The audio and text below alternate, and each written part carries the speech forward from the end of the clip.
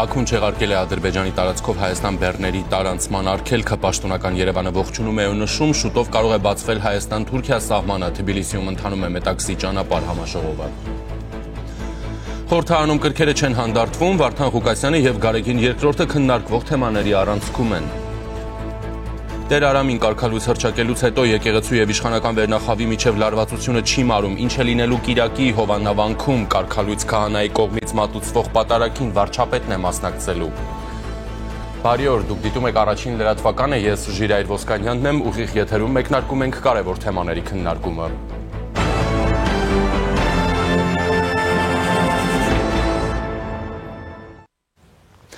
Ղազախստանի մայրաքաղաք Աստանայում Ադրբեջանի նախագահ Իլհամ Ալիևը հայտարարել է, որ Բաքուն չեղարկել է Ադրբեջանի տարածքով Հայաստան բեռների տարանցման սահմանափակումները։ Նա նշել է, որ առաջին տարանցիկ բեռը կլինի Ղազախստանից Հայաստան ուղղվող ցորենի խմբաքանակը։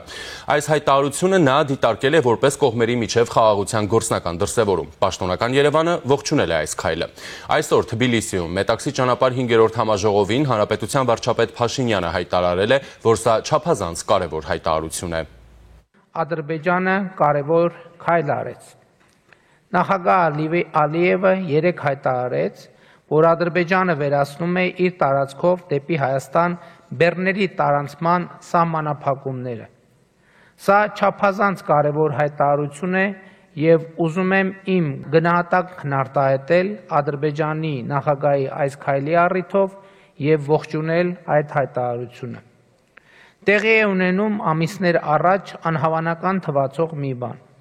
Ղազախստանից, Ադրբեջանով եւ Վրաստանով Հայաստան է ներմուծվում հացահատիկ։ Նախորդին վարչապետի մամուլի քարտուղար Նազելի Բաղդասարյանը եւ փոխվարչապետ Մեհեր Գրիգորյանը դրական են գնահատել հայտարարությունը, ընդգծելով դրա կարեւորությունը տարածաշրջանային հաղորդակցությունների, փոխվստահության եւ խաղաղության օրակարգի տեսանկյունից։ Էկոնոմիկայի նախարար Գևորգ Պապոյանն էլ հայտնել է, որ շուտով Ակտա ու Բաքու, այնուհետև ադրբեջանական ու վրացական երկաթգծով Հայաստան կմտնի ղազախական ցորենի առաջին խմբաքանակը։ Խաղաղությունը հաստատված է, հայտարարել է նախարարը։ Այսպիսով Ադրբեջանի տարածքով բեռների տարանցման սահմանափակումների վերացումը բացում է Հայաստանի համար նոր առևտրային ուղիներ դեպի կենտրոնական Ասիա, մասնավորապես Ղազախստան, հնարավոր է նաև դեպի Չինաստան ու այլ շուկաներ։ Ղազախական ցորենի առաջին խմբաքանակի տարանցումը վկայում է այս ուղղությամբ գործնական քայլերի մասին։ Սա կարող է նվազեցնել Հայաստանի կախվածությունը Վրաստանի եւ Իրանի տարանցիկ ուղիներից, դիվերսիֆիկացնելով մատակարարման շղթաները եւ նվազեցնելով տրանսպորտային ծախսերը։ Երկաթուղային եւ ավտոմոբիլային կապի զարգացումը, որը Ադրբեջանը խոստանում է ավարտել մինչեւ 2026 թվականի կեսերը, կարող է Հայաստանին հնարավորություն տալ ավելի արագ ու էժան մուտք գործել միջազգային շուկաներ։ Տարանցիկ ուղիների բացումը կարող է խթանել Հայաստանի արտահանումը դեպի կենտրոնական Ասիա եւ Կասպիան տարածաշրջան։ Հայաստանը կարող է ավելի ակտիվորեն առևտուր իրականացնել Ղազախստանի, Թուրքմենստանի ու այլ երկրների հետ։ Հայկական գյուղմթերքը, տեքստիլը, տեխնոլոգիական արտադրանքն ու այլ ապրանքներ կարող են նոր շուկաներ գտնել, եթե տրանսպորտային ծախսերը նվազեն։ Ղազախական ցորենի ներկրումը կարող է կայունացնել Հայաստանի պարենային ապահովությունը, հաշվի առնելով, որ Ղազախստանը ցորեն արտահանող խոշոր երկիր է։ Սա հատկապես կարևոր է Հայաստանի համար, որը կախված է հացահատիկի ներկրումից։ Ավելի էժան, կարճ տարանցիկ ուղիները կարող են նվազեցնել ներկրվող ապրանքների գները, դրականորեն ազդելով սպառողների վրա։ Անշուշտ Ադրբեջանի կողմից դեպի Հայաստան իր տարածքով բեռների տարանցման սահմանափակումների վերացումը թե տնտեսական, թե քաղաքական, թե անվտանգային լուրջ կարևորություն ունի։ Իդեպ այսօր խորհրդարանում թեմային անդրադարձել եւ ընդդիմադիրներին հարց է ուղղել ազգային ժողովի տնտեսական հարցերի մշտական հանձնաժողովի նախագահի տեղակալ Պապկեն Թունյանը։ Վերջին երևի 30 տարում առաջին անգամ Ադրբեջանի տարածքով ղազախական ցորեն պիտի ներկրվի Հայաստան։ Ես երեկվանից կարդում եմ արձագանքները ու անկեղծ ասեմ, այդ մասին գրառում եմ արել, բայց մի հատ էլ ասեմ, զարմանում եմ, որովհետեւ ոնց որ վատ բան է տեղի ունեցել։ Հետո այդ գրառումը կատարելուց հետո երեկոյան նայում էի Տիկին Վարդանյանի հարցազրույցը Պետրոս Ղազարյանին, որտեղ Տիկին Վարդանը ոչ մի դրական բան չի տեսնում այդ ամենի մեջ։ Հիմա ուզում եմ հարց տալ, քանի որ առավելևս ձեր խմբակցության մեջ մարդիկ կան, որոնք պետական պաշտոններ են զբաղեցրել, այդ թվում նաև տնտեսական, միջազգային հարաբերությունների ոլորտում, պարոն Մինասյան, պարոն Խաչատրյան, պարոն Ավետիսյան, պարոն Ռուստամյան, պարոն Գևորգյան, խնդրում եմ վեր կենալ եւ ուղիղ առանց մանևրելու ուղիղ ասեք, տեղի ունեցածը Հայաստանի համար դրական զարգացում է, թե ոչ, շնորհակալություն։ Հայաստան խմբակցության պատգամավոր դաշնակցական Գեղամ Մանուկյանն էլ արձագանքել է։ Բոլոր ճանապարհները Հայաստանի պետք է բացվի եւ 30 տարի Հայաստանը բոլոր ժամանակները պայքարել է ապաշրջափակման համար։ Հիմա որ ասին, այդ տեսեք Ադրբեջանով գալիս է ցորենը, ժամանակին դե դժվար է, շատերը չեն իշի, փոքր են եղել, ժամանակին Թուրքիայով սիրիական ցորենը եկել է Հայաստան։ Բայց դա չի խանգարել, որ 93 թվականին Քարվաճարից հետո Թուրքիան փակի սահմանը, օդային սահմանը եւ այլն եւ այլն։ Հիմա որ ասում են, նայեք, Հայաստանի էկոնոմիկայի նախարարը ով է։ Իլհամ Ալիևը, թե Գևորգ Պապոյան։ Իլհամ Ալիևը Ղազախստանում Տոկաևի հետ հանդիպումից հետո ղազախների իսիրույն ասում է, գիտեք, ղազախական ցորենը Ադրբեջանի վրայով առաջին անգամ գալու է Հայաստան, որից հետո Պապոյան Գևորգը կրկնում է Իլհամ Ալիևին։ Լավ, ինչի պետք է Հայաստանից չիմանային, որ ցորենը Ադրբեջանի տարածքով, բայց այդտեղ մի կարևոր բան կա։ Առաջին պահին տպավորություն էր, որ բանա երկաթ գծով գալու է, օրինակ մտնի Իջևան, չէ,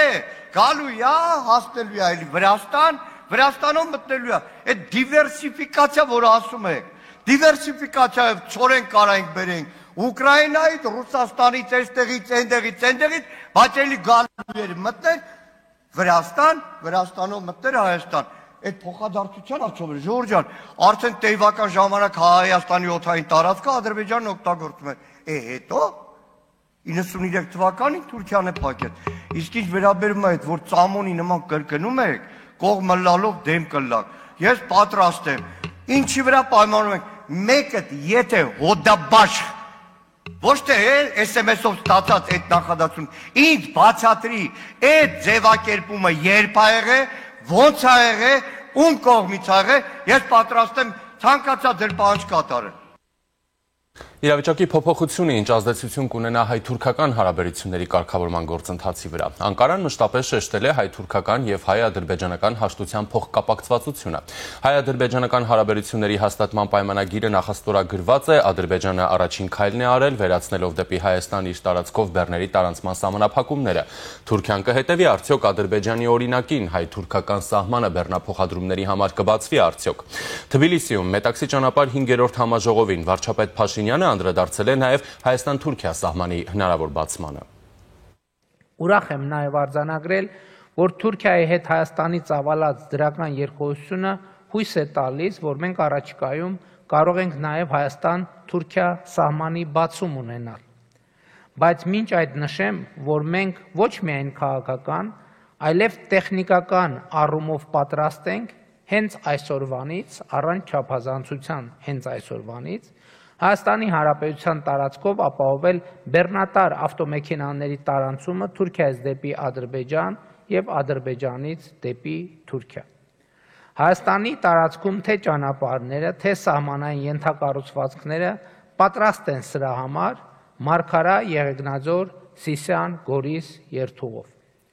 Քաղաքական առումով մենք պատրաստ ենք նույն կերպ ապահովել Նախճեվանի ինքնավար հանրապետությունից դեպի Ադրբեջանի հիմնական մաս եւ հակառակ ուղղությամբ տարանցումը Հայաստանի տարածքով, բայց տեխնիկապես դեռևս պատրաստ չենք ենթակառուցվածքների բացակայության պատճառով։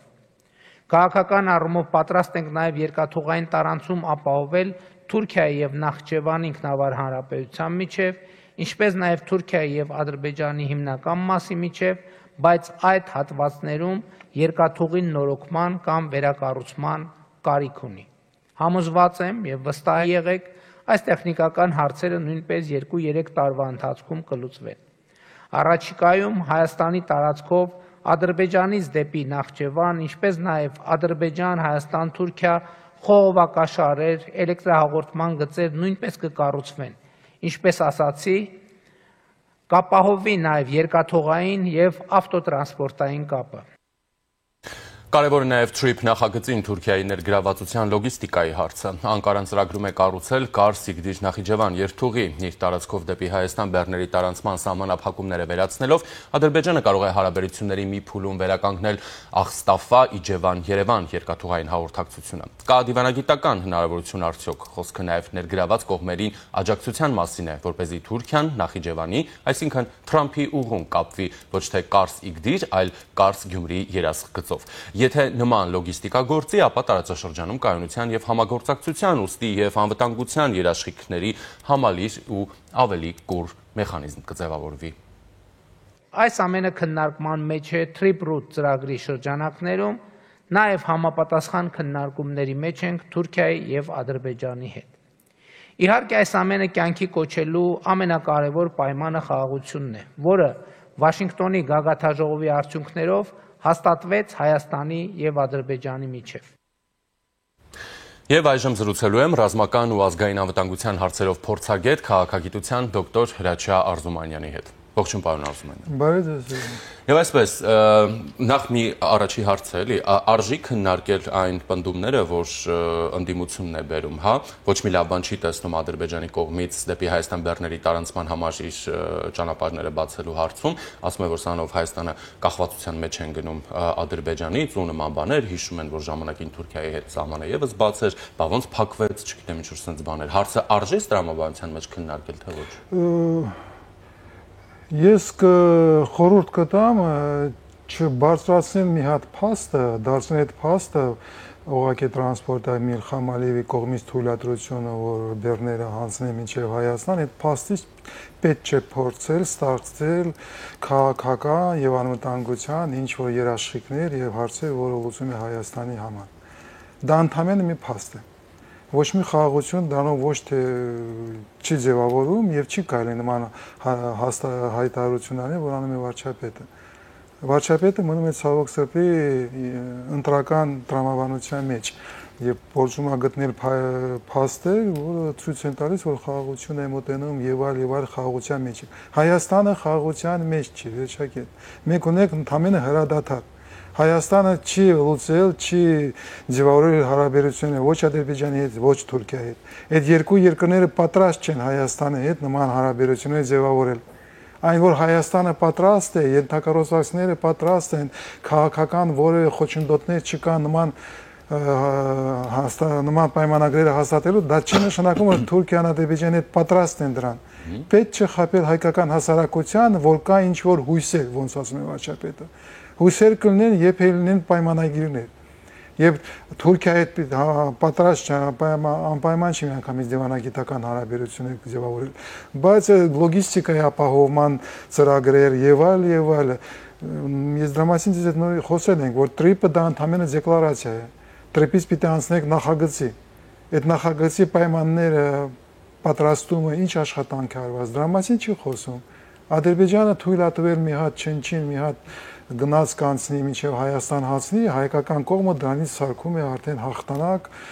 խաղաղություն եւ այլ, չի կարելի այդքան միամիտորեն լինել։ Ոչ մի բան չի փոխվել։ Ընդամենը մի հատ քայլ Ադրբեջանի կողմից եւ այդ քայլի զուգահեռ Ադրբեջանը շարունակում է լայնածավալ եւ արագ առնել զենք եւ զինամթերք։ Ադրբեջանի ռազմական բյուջետը մնում է մոտավորապես 18%։ Դա խաղաղության բյուջետ չի, դա խաղաղության վարկ չի։ Եվ Ադրբեջանը չի դուրս եկել տրամաբանության մեջ, Թուրքիան դուրս չի եկել տրամաբանության մեջ։ Պետք չէ խաբել հայկական հասարակությանը եւ մոլորության մեջ մտցնել։ Մենք ընդհանրապես ունենք հրադադար լայնածավալ ռազմական, ավանդական ռազմական գործողություններում եւ ունենք հիբրիդային պատերազմի շարունակություն տեղեկատվական, հոգեբանական, սոցիալ, տնտեսական ոլորտներում։ Պատերազմ։ Այսօր Հայաստանը շարունակում է մնալ պատերազմի մեջ։ Պետք չէ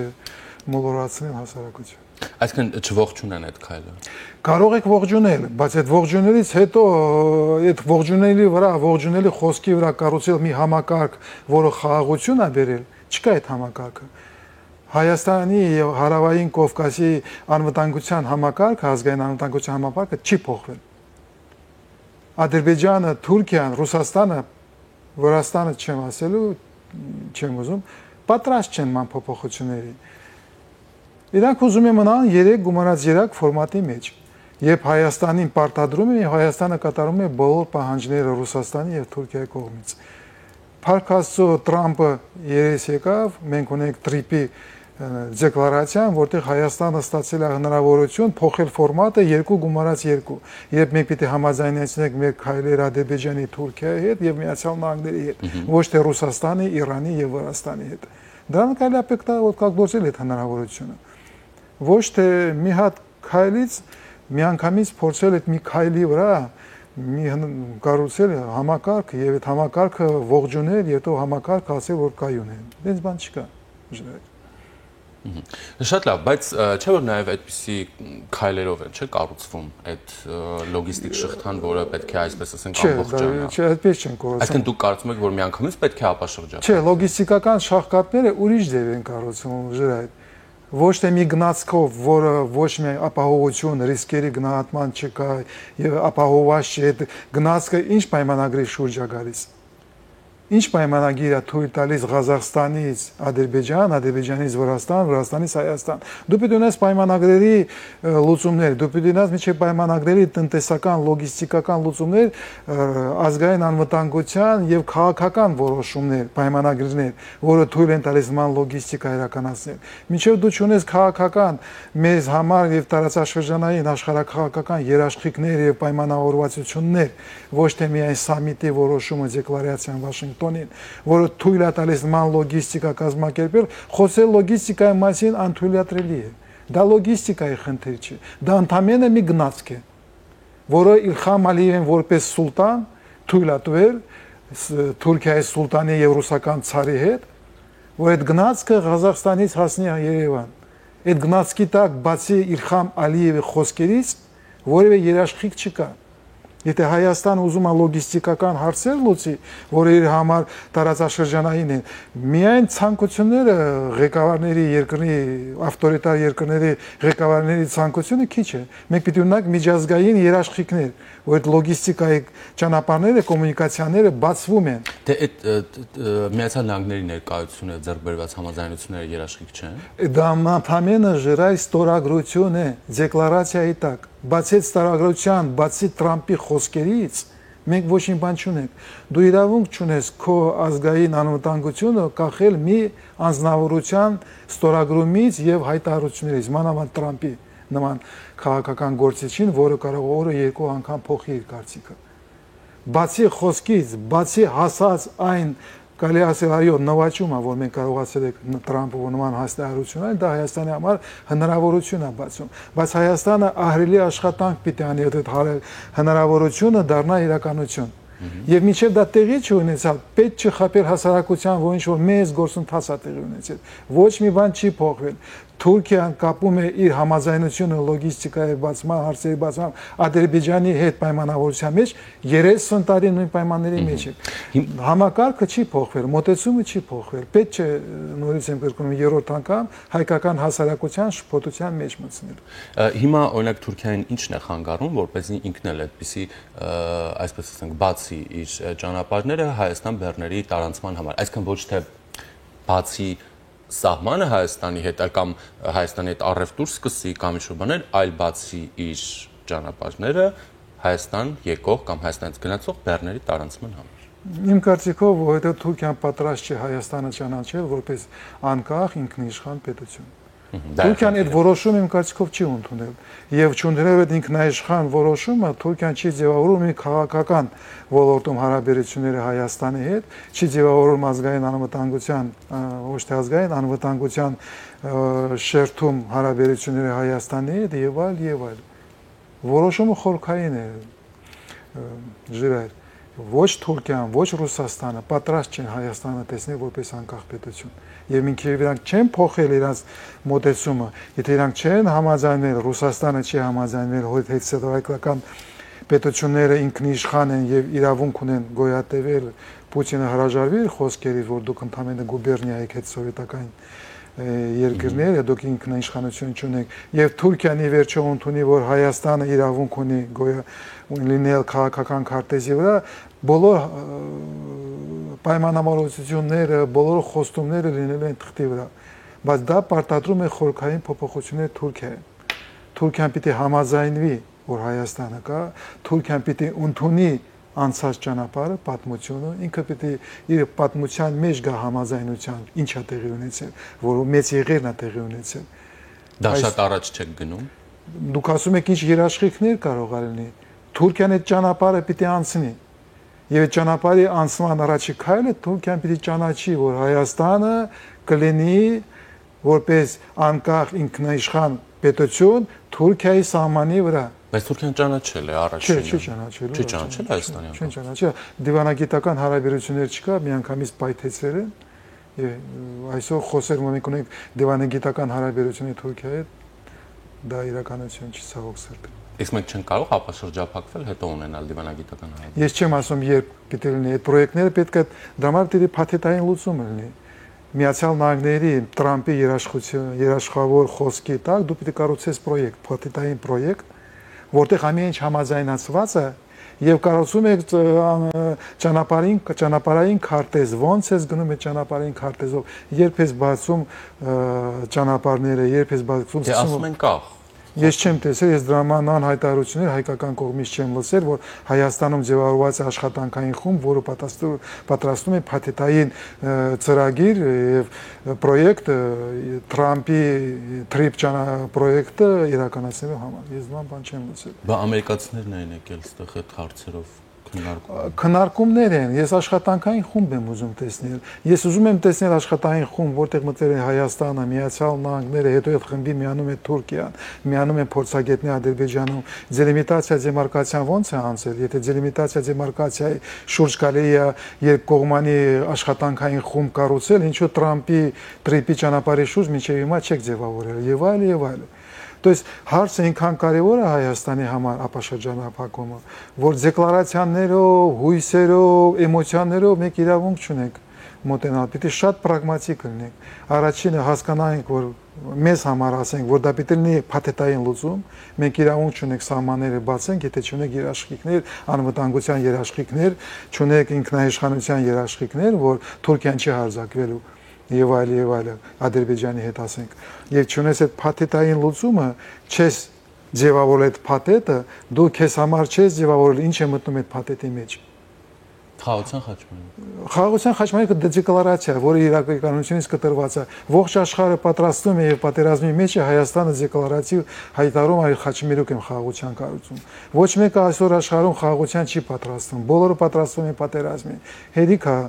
փորձել այդ խորքերի խաղերի մեջ մտնել որտեղ է խաղաղություն Իրանում է խաղաղություն, Թուրքիայում է խաղաղություն, Մերձավոր Արևելքում է խաղաղություն, Միացյալ Նահանգներում է խաղաղություն, Լատինական Ամերիկայում է խաղաղություն, Թայվանն է պատրաստում մեծ էսկալացիայի եւ այլ, ոչ միտեղ չկա խաղաղություն։ Այսինքն խաղաղության խաչմերուկը դրանք մի կողմ, ասենք պատերազմի խաչմերուկ ենք պատրաստվում։ Պետք չէ ասել այդ խոսքերը դեկլարատիվ, նորից եմ կրկնում, ես չեմ ուզում լսել դեկլարատիվ հայտարարություններ։ Ես ուզում եմ տեսնել պրագմատիկ, սառնակշիռ լուծումներ։ Սառնակշիռ, որտեղ դու չունես այն ներուժը, որ դեկլարացիան խոսեց։ Միացյալ Նահանգները կարող են թույլ տալ դեկլարատիվ խոսել, որտեղ հզոր է։ Սխալվել եմ, դե հա, սխալվել եմ։ Ուկրաինայի շուրջ 5 անգամ արդեն սխալվել է Տրամպը։ Հա, կօգնենք, իրավունք ունի, ինքը հզոր է։ Ռուսաստանը այդ ահռելի երկիրը իրավունք ունի սխալվել Ուկրաինայում։ Մենք չունենք այդ հնարավորությունը։ Մենք փոքր ենք այսօր։ Այսօր Հայաստանը փոքր է իր սահմաններում։ Եվ դու պիտի հաշվարկես քո հնարավորությունները եւ սառնակշիռ, շատ պրագմատիկ մոտենաս։ Պրագմատիկ մոտեցումը պարտադրում է ունենալ աշխատանքային խումբ եւ ձևավորել փաթեթը։ Տրամպի Trip-ի իրականացման համար ինչ աշխատանքներ պիտի անվեն։ Այսօք Հայաստանի պետության ներքո գտնող հայ ազգի ներուժը հերիքում է նման փաթեթ պատրաստել։ Ես համոզված եմ, որ ոչ։ Դեռ պիտի ունենաս լուրջ մասնագետներ լոգիստիկայի շուրջ, դու պիտի ունենաս լուրջ մասնագետներ միջազգային օրենսդրական դաշտում, արևտրական եւ այլ։ Հավաքի այդ խումբը, սկսի այդ աշխատանքները, ունեցի այդ փաթեթը, մյուս անգամ երբ գնես Տրամպի հետ հանդիպելու, համբյուրի ձեռք դուր, հետո այդ փաթեթը ասի ես պատրաստել եմ։ Դա մեր մոտեցումն է։ Դե մենք եք այսպես եք տեսնում քո հրաշալի ճանապարհը, քո անվան բացելու։ Ասացին trip-ը խաղաղության խաչմերուկի մաս է։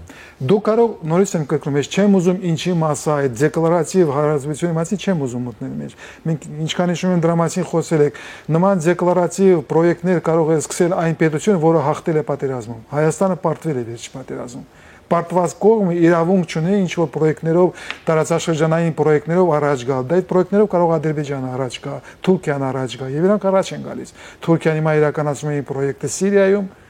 Լիվիայում, Բալկաններում, Աֆրիկայում եւ այլը։ Պետք չէ մտնել այդ տարածաշրջանային աշխարհաքաղաքական խաղերի մեջ։ Դու այսօր փոքր երկիր ես, պարտությունից հետո հավաքի քո ներուժը եւ այն հնարավորությունը, որը ստեղծվել է, կառուցի, երբ կառուցես խաչմերուկները, վերջում, երբ խաչմերուկները աշխատես, տենց հանգիստ, շատ թաքուն, ցնծածուկ, ասես ասել, խաչմերուկը իրականացել է։ Ոչ թե հայտարարում ես խաչմերուկ եմ կառուցելու Կիկոսի մահի նման, այդ ինչ որ դեկլարատիվ մեր խասաթում հայկական մշակույթի մեջ կա դեկլարատիվ հայտարարություն անել, հետո այդ հայտարարությունը ընդունել որպես իրականություն, հետո վերջի կովը մորթել դրա համար։ Պետք չէ Կիկոսի ճանապարհով գնալ, պետք է ուրիշ ճանապարհով գնալ, ի վերջո հայ չլինել այդ հարցերում։ Պրագմատիկ կառուցեք այդ պրոյեկտը առանց դեկլարացիաների։ Հերիք է, որտեղ վտանգավոր է, Ադրբեջանը շարունակում է զինվել, Թուրքիան փառքաստո, իրոք փառքաստո զբաղված է Սիրիայով, զբաղված է Իսրայելի հետ այդ հարաբերությունների մեջ, Երուսաղեմի շուրջ, Գազայում որ տեղի է ունենում, ինքը այնտեղ ուզում է մեջամտնել որպես Օսմանյան կայսրության իրավահաջորդ եւ այլ։ Թոնանով զբաղվում մենք ունենք մի փոքր ժամանակ, ես չգիտեմ, մի ամիս ունենք, մի տարի ունենք։ Շատ մեծ արագ տեմպերով պետք է այդ պրոյեկտները պատրաստել ժրայել։ Եվ մինչև այդ պրոյեկտները չես պատրաստել, որևէ հայտարարություն, որևէ դեկլարատիվ մոտեցումներ պետք է թարգել մանավանդ հայկական հասարակության հետ։ Պետք չէ խաբել հասարակությունը նորից այդ հարցերի շուրջ։ Շնորհակալություն ձեզ։ Զրուցակիցս ռազմական եւ ազգային անվտանգության հարցերով փորձագետ, քաղաքագիտության դոկտոր Հրաչյա Արզումանյանն էր։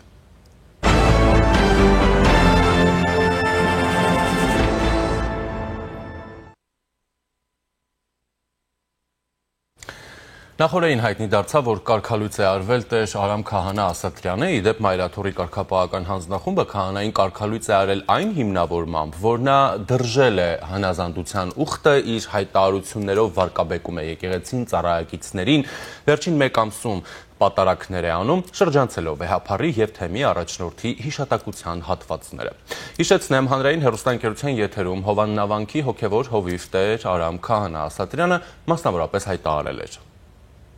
2021 թվականի գրեթե բոլոր ցույցերին ընդդիմության ես մասնակցել եմ, բայց ոչ իմ ցանկությամբ։ Բա վերադասի։ Հրահանգը եղել է, որ մանավանդ որ ես Երևանում եի ապրում, պետքա մասնակցեի բոլոր ցույցերին։ Դա այն դեպքում, որ ինձ վանքում սպասում են շատ մարդիկ, ովքեր որ Աստծո խոսքի կարիքն ու պակաս ունեին։ Ասենք ասեք չեմ գնում ցույցին, ինչ պետք է լիներ։ Խնդիրներ կլիներ։ Պետք է հստակ բացատրեի, թե ինչու չեմ գնում։ Ուրեմն քաղաքական այլ հայացքներ ունեմ, եթե չեմ գնում։ Այսինքն եկեղեցականը պետք է պարտադիր ընդդիմադիր հայացքներ ունենա։ Ոչ թե պարտադիր պետք է ընդդիմադիր հայացքներ ունենա, այլ այդ պահի թելադրանքը վերևից այդպիսին էր։ Եվ դա նաև ինձ էր անհարմարություն պատճառում, որովհետև ֆիզիկական առումով շատ հոգնեցուցիչ էր եւ ես էլ դեմ էի, որ գնամ եւ որևէ քաղաքական շահ պաշտպանեմ, որովհետև իմ շահը մարդկանց փրկությունը։ Այնուհետև քննչական կոմիտեն վարույթ նախաձեռնեց իրազեկ քաղաքացիների միավորում հասարակական կազմակերպության հաղորդման հիման վրա, որն առնչվում էր տեր Արամի հայտարարություններին։ Հետո հոկտեմբերի 15-ի վաղ առավոտից քննչական կոմիտեն ԱԱԾ-ի ուղեկցությամբ խուզարկություններ իրականացրեց Արագածոտնի թեմի մի շարք հոգևորականների տներում, ինչպես նաև հենց Արագածոտնի թեմի առաջնորդարանում։ Հայտնաբերվեցին դրամ, եվրո, դոլար, ռուբլի արժույթներով մեծ կապոցներ, դիվանագիտական անձնագրեր, ոսկյա, արծաթյա զարդեր, ձուլակտորներ, տարբեր կազմակերպությունների բենզինի կտրոններ եւ այլն։ Երեք անց, այդ թվում թեմի առաջնորդ Մկրտիչ եպիսկոպոս Պրոշյանը, ամենայն հայոց կաթողիկոս Գարեգին II քրոջ որդին ձերբակալվեցին։ Քննչական կոմիտեի տարածած հաղորդագրությունում ասվում է, որ Մկրտիչ Սրբազանը մեղադրվում է ընտրական իրավունքի իրացմանը, ընտրական հանձնաժողովների աշխատանքներին կամ ընտրությանը մասնակցող անձանց լիազորությունների իրականացմանը խոչընդոտելը եւ հավաք անցկացնելուն կամ դրան մասնակցելուն խոչընդոտելը կամ հարկադրելը, նաեւ հավաքին մասնակցելու կամ հավաքի հավաքին մասնակցելուց հրաժարվելու նպատակով նյութապես շահագրգռել է հոդվածներով։ Խորհրդանում եւս կրքերը չեն հանդարտվում, հայտարարությունների ժամին առանցքային երկու թեմաներն էին շոշափում իշխանական պատգամավորները, մեկը Վարդան Ղուկասյանի, երկրորդը Գարեգին Երկրորդի։ Ազգային ժողովի փոխոսնակ Ռուբեն Ռուբինյանը անդրադարձավ Տեր Արամին կարգալույծ անելուն, կոչ անելով Գարեգին Երկրորդին հավաքել իրերը։ Եվ սա հերթական հակաեկեղեցական քայլն է Կտրիչ Ներսյանի կողմից,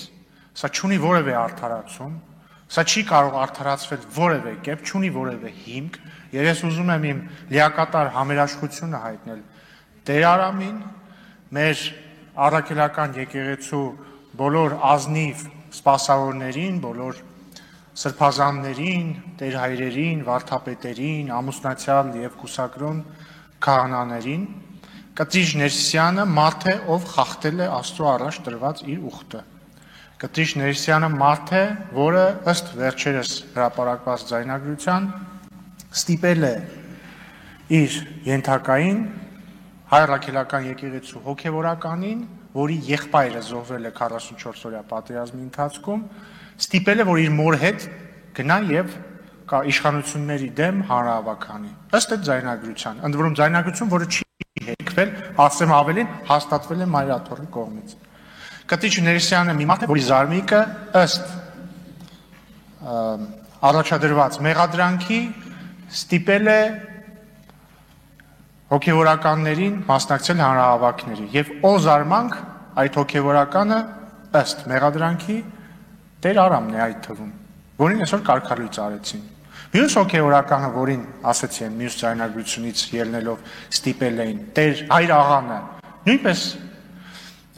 այնպիսի պայմաններ են ստեղծել իր համար, որ ինքը լքի հոգևոր ծառայությունը։ Եվ հաշվի առնելով այս ամբողջ համախումբը պետք է ուղղակի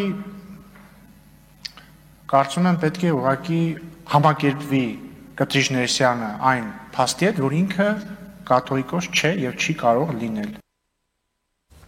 Թեմային անդրադարձել է իշխանական պատգամավոր Թագուհի Ղազարյանը նշելով, կարծում եմ Տեր Արամին կարգալույծ են արել, որպեսզի խաթարեն վարչապետի մասնակցությունը պատարագին։ 6 օր առաջ տված իր հարցազրույցում Տեր Արամը պատմում է, որ դրանից 2 օր առաջ իր համայնքին հրավիրել է մասնակցելու պատարագին, որին ներկայ է լինելու վարչապետ Նիկոլ Փաշինյանը։ Տեր Արամի այս հայտարարությունից 1 շաբաթ չանցած նրանք կարգալույծ են անում, բերելով հիմնավորումներ, որոնք նոր չեն ծագել։ Ըստ երևույթին եկեղեցական վերնախավին վրդովվեցրել է այն հանգամանքը, որ Տեր Արամը մատուցելու է պատարագ, որին ներկայ է լինելու վարչապետը։ Իր հերթին Տեր Արամը հայտարարել է, թե ճշմարտության կողքին է լինելու, սատարելու է վարչապետին։ Կարգալույծ հռչակված քահանան չի պատրաստվում հեռանալ Հովանավանքից, եւ եթե Մայրաթորը այսօր մինչև երեկո չչեղարկի նրա կարգալուծության որոշումը, միանալու է վարչապետ Նիկոլ Փաշինյանի հակակաթողիկոսական արշավին։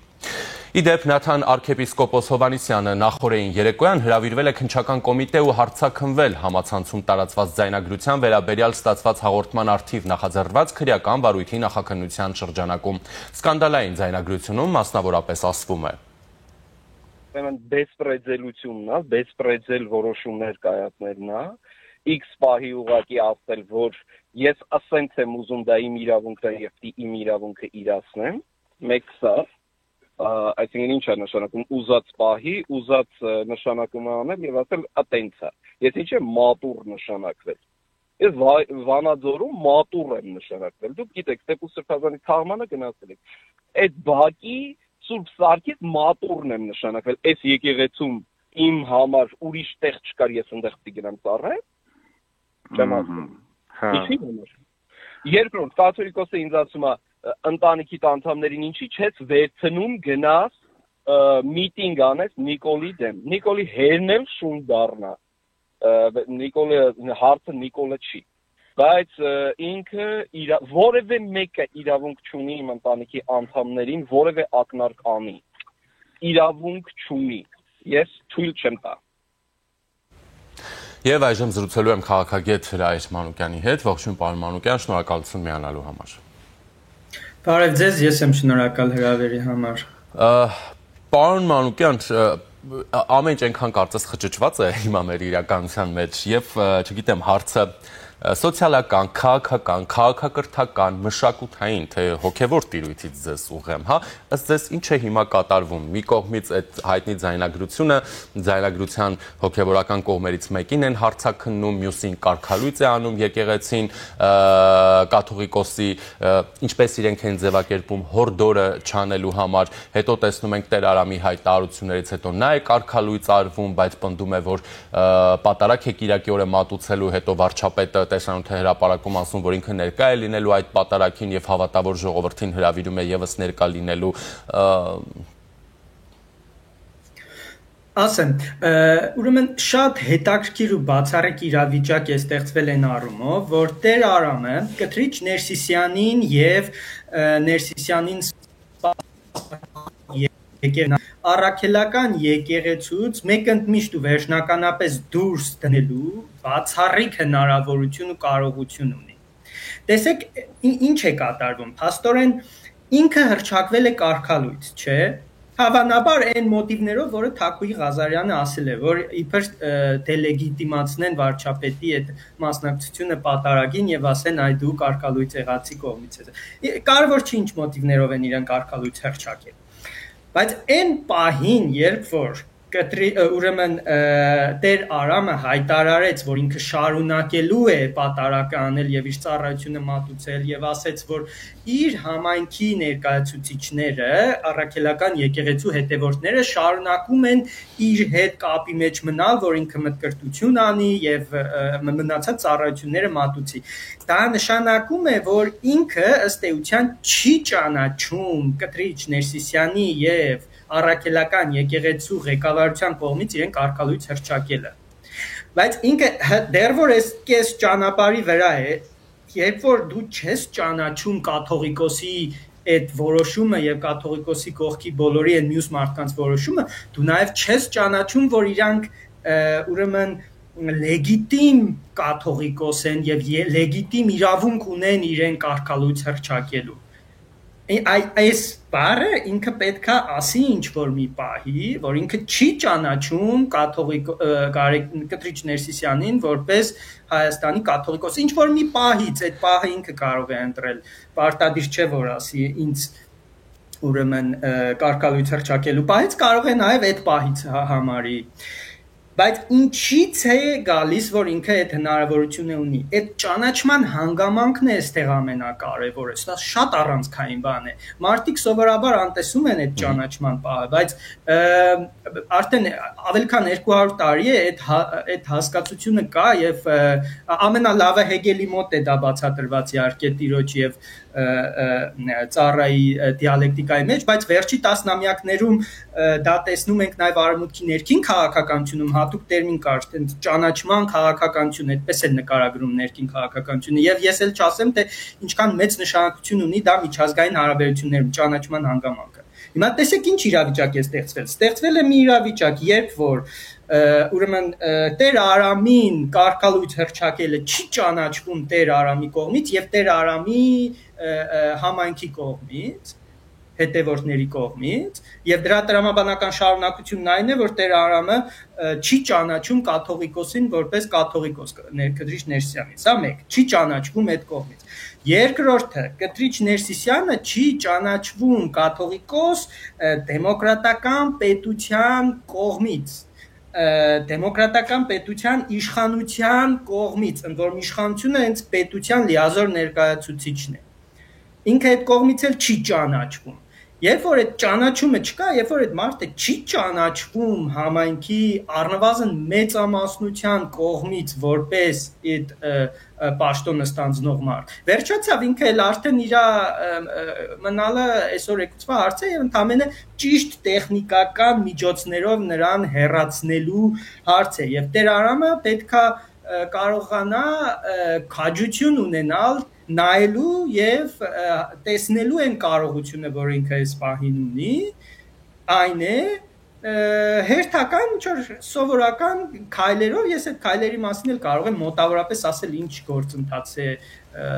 իմ կարծիքով ամենաէֆեկտիվ գործընթացը, որ ինքը ինչ քայլեր պետք է անի, եւ ուրեմն մենք կազատվենք եւ կաթողիկոսից եւ այդ Կտրիչ Ներսիսյանից կներեք, որտեղ ես էլ չեմ չնայած ես առաքելական եկեղեցու հետևորդ ինձ չեմ համարում, ես ագնոստիկ եմ, ուրեմն եւ մենք ուրեմն կտեսնենք, որ եթե շատ ճիշտ քայլեր կատարեն, շատ շուտով Հայաստանը նոր կաթողիկոս կունենա։ Եվ որոնք են այդ քայլերը, եթե ամեն ինչ այդքան պարզ է, հեշտ է, ապա ինչու է գույները այսպես խտացվում։ Գույների խտացնելու հանգամանքն է, որ մարդիկ դեռ այդ վախի հանգամանքը այնուամենայնիվ կա եւ ավանդաբար այդ հիերարխիկ պատկերացումների հանգամանքը դեռ կա, բայց քայլերը շատ հետեւյալն են, նոր շատ հանգիստ։ Ես չեմ ասում հենց այդպես պետք է լինի, ես տրամաբանությունն եմ ուզում ասել։ Տեր Արամը ասում է, որ ես չեմ ճանաչում Գարեգին Ներսյանին որպես կաթողիկոս եւ ես շարունակում եմ իմ ծառայությունը։ Այդ բանը պետք է ասենք, որ ես չեմ ճանաչում։ Եվ հետո ինքը նամակներ է գրում կամ հրապարակավ դիմում է եկեղեցու մյուս բոլոր սպասավորներին, ասում է հարգելիներս, ստեղծվել է իրավիճակ, որ մենք չունենք կաթողիկոս, որովհետև այն մարդը, որը զբաղեցնում է կաթողիկոսի պաշտոնը, այդ մարդը խախտել է մեր հազարամյա ավանդույթը եւ կանոնադրությունը եւ ընդ որում այնպիսի կանոնադրություն, որը պետության կողմից գրանցված հաստատված կանոնադրություն է, կուսակրոնության ուխտը խախտել է, նրան մեղադրանք է հնչեցվել, ինքը չի պատասխանել այդ մեղադրանքին։ Ուրեմն եկեք միասին հասկանանք ինչպես ենք եկեղեցական ժողով հրավիրում, ինքը նամակներ կարող է գրել կամ հրապարակավ կարող է դիմել բոլորին, իրենից վերադասներին, իրեն աստիճանակարգով հավասարներին նույնպես ուզում է։ Եթե նույնիսկ ոչ մի հոգևորական չի ուրեմն արձագանքում իր գրածին, հա, այդ տարբերակն էլ է հնարավոր, տարբերակ դեպքում։ Այդ դեպքում ինքը կարող է հայտարարել, որ ստացվում է, որ այդ կարգը խախտելու հետ այն բոլոր մյուս մարդիկ էլ են համաձայն, դինեն արքեպիսկոպոսներ, եպիսկոպոսներ, թե ուրեմն վարդապետներ ու քահանաներ, եթե այդ բոլորը որ ինքը դիմել է, դա ինքը որոշում ումա դիմում, որ ինքը դիմել է եւ այդ մարդիկ ուրեմն համաձայն չեն արձագանքում, ստացվում է, որ ինքը մնում է միակ լեգիտիմ եւ օրինական սպասավորը հայ առաքելական եկեղեցնում, համեմատապես այս թեմում։ Այդ դեպքում ինքը ասում է, ես եմ ուրեմն, որ մենակ ես եմ մնացել, ես կորոշեմ երբ եմ ժողով հրավիրելու, եկեղեցական ժողով հրավիրելու, ում եմ կանչելու, եւ վարչապետին էլ որպես առաքելական եկեղեցու հետևորդ եւս հրավիրում եմ, որ այդ օգնի ինձ խորհրդակցություններ տրամադրի նաև ինձ, ես այդ եկեղեցական ժողովը հրավիրեմ։ Եվ հրավիրում է այդ եկեղեցական ժողովը ու ինքն է որոշում, կարիք կա արդյոք օրինակ դիմել այդ օրինակ Կիլիկիո կաթողիկոսության ինչ որ օգնություն ստանալու հարցով, այն հարցում, որ բացառիկ իրավիճակ է ստեղծվել, ուրեմն Հայաստանը չունի կաթողիկոս, բայց պաշտոնը թափուր է, Տեր Արամը դառնում է կաթողիկոսության տեղապահ, եթե արձագանքում են այդ մյուս քահանաները իր կոչին եւ գալիս են իր մոտ եւ այդ միասին են որոշում ով է դառնում կաթողիկոսության տեղապահը, այդ մի տարբերակ է, եթե չեն արձագանքում, ինքը կարող է ինքը իրեն հռչակել կաթողիկոսության տեղապահ։ Դրանից հետո ինքը կարող է, եթե ցանկություն ունի գնա, վարչապետին էլ կկանչի, ասի ես հիմա գնում եմ Մայրաթոր Վեարան եմ գնում, որ ստանձնեմ իմ լիազորությունները կաթողիկոսության տեղապահի։ Վարչապետին էլ հրավիրում եմ, թող գա ինձ օգնի կամ աջակցի կամ հետս քայլի։ Կարող է նման բան անել, այդ դեպքում վարչապետը կգնա, նրանք հանգիստ կգնան, կաթողիկոսը այդ տարածքից դուրս կգա, Կտրիչ Ներսյանը տարածքից դուրս կգա, ինքը կնստի դեր որպես կաթողիկոսի տեղապան, որոնք կարող է տարիներով մնալ։ Իսկ բայց ուրիշ տարբերակ է կարող է ընտրել, առանց մտնելու Վեարան, ինքը ուղղակի կարող է եկեղեցական ժողով էլ հրավիրել, էլի վարչապետին կարող է դիմել, որովհետև վարչապետը պետության լիազոր ներկայացուցիչն է, դեմոկրատական պետության լեգիտիմ լիազոր ներկայացուցիչն է, եւ այստեղ էլ ոչ մի բան չկա։ Բայց պարոն Մանուկյան, եթե իհարկե ես ճիշտ եմ հասկանում, Տեր Արամին, այսպես ասենք, օգնել է նույն Գարգին երկրորդը, չէ՞, այսինքն շատ լավ։ Բա այստեղ այդ դեպքում եթե օրինակ Տեր Արամը չի ճանաչում հիմա Կտրիչ Ներսիսյանի լեգիտիմությունը, բա հարց չի առաջանում, այո, բա քեզ օրհնած է, այսինքն քո աստիճանակարգը նաև շնորհածը դեպքում ինչպես է դա լինում լեգիտիմ, սա մեկ եւ երկրորդ այսպեսի մի օրինակ էլի պատկերավոր, որը հիմա քննարկվում է, օրինակ ասում են դե ենթադրենք ինչ որ դատավորի ազատում են պաշտոնից, բայց այդ դատավորը շարունակում է իր պարտականությունները իրականացնել, պնդելով որ օրինակ ինքը նշանակվել է ազգային ժողովի կողմից, պնդելով որ չի ճանաչում այդ ազգային ժողովի օրինակ լեգիտիմությունը, բայց ինքը շարունակում է հեռացվելուց հետո կատարել իր պարտականությունը օրինակ վճիռներ հրապարակել ասեմ, շատ կարևոր հարց եք տալիս, հենց իմաստը դրանում է, որ շատ հաճախ մարդիկ լավ չեն պատկերացնում այս տեսակ հարաբերությունները, տեսեք, առաջինի դեպքում Տեր Արամը ինքը կարող է ասել, որ ես ինչ-որ պահից սկսած չեմ ճանաչում այդ մարդուն որպես կաթողիկոս, ինքը պարտադիր չի, որ ասի 99 թվականի այդ օծվելու պահից սկսած է, այդտեղ իհարկե խնդիր կա, որ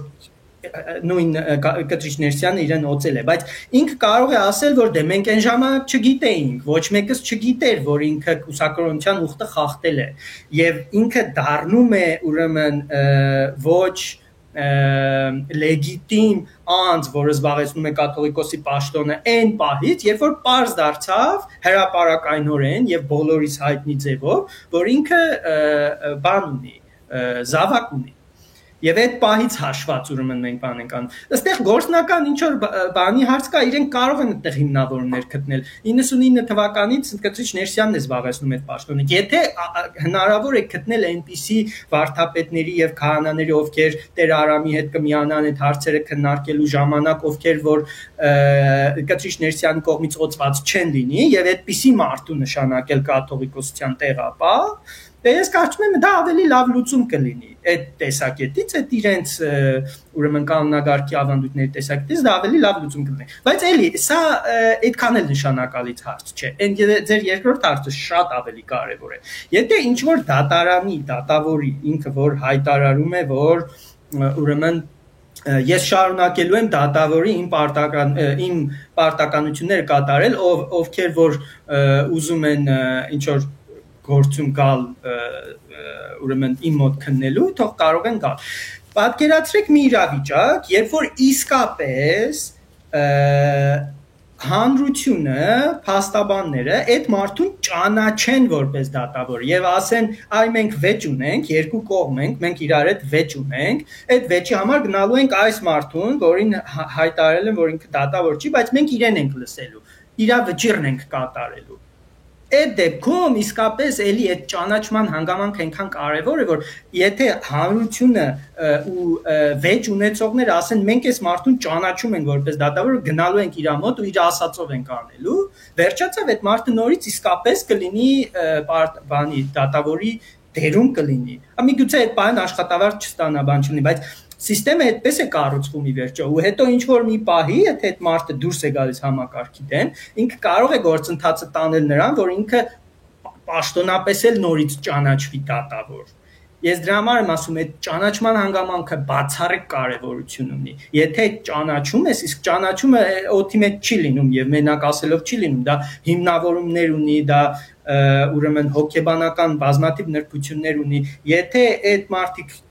Եթե հիմա հանրությունը ճանաչի ուրիշ մարդկանց դատավոր ու վեճ ունենա գնա ուրիշ մարդկանց ու ասի դուք որոշեք թե ոնց մենք վարվենք, ով է ճիշտ, ով է սխալ, վերջացա, ուրեմն պետության կողմից նշանակված դատավորը դուրս է թռնում։ Այդ ճանաչումն է կարևորը, ամենակարևոր հանգամանքներից մեկն է այդ ճանաչումը։ Շնորհակալություն պարոն Մանուկյան, պատկերավոր բացատրելու համար։ Խնդրեմ, ես էլ եմ շնորհակալ։ Զրուցակիցս քաղաքագետ Հրայր Մանուկյանն էր։ Այս ժամի համար նախատեսել էինք այսքանը, ես Ժիրայր Ոսկանյանն եմ, մնացեք առաջին։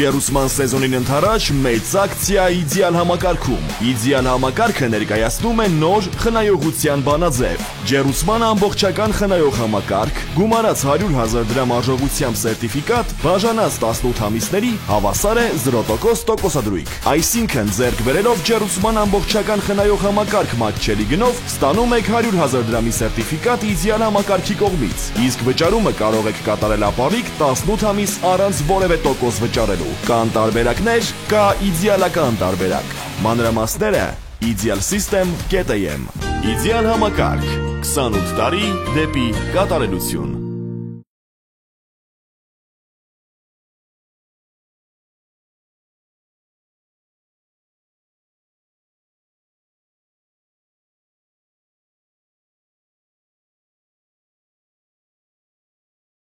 Նախադեպը չունեցող Սանկերամիկայի ակցիա իդեալ համակարգում։ Գնեք Սանկերամիկա կամ լոգասենյակի կահույք եւ ստացեք նույն գումարի չափով ծորակն ընդամենը 1 դրամով։ Ընտրեք ծորակների ավելի քան 1200 արկա տեսականուց ձեր նախընտրածը վճարելով ընդամենը 1 դրամ։ Ապառիկը տեղում 18 ամիս 0% տոկոսադրույքով։ Շվեյցարական Laufen, գերմանական Hansgrohe, իսպանական Gala, լեհական Deante եւ իտալական Dolomite ապրանքանիշերի որակյալ երկարակյաց ու անկրկնելի տեսականին ձեզ է սպասում իդեալ համակարգի խանութ սրահներում։ Կան տարբերակներ, կա իդեալական տարբերակ։ Մանրամասները idealsystem.am Իդեալ համակարգ 28 տարի դեպի կատարելություն։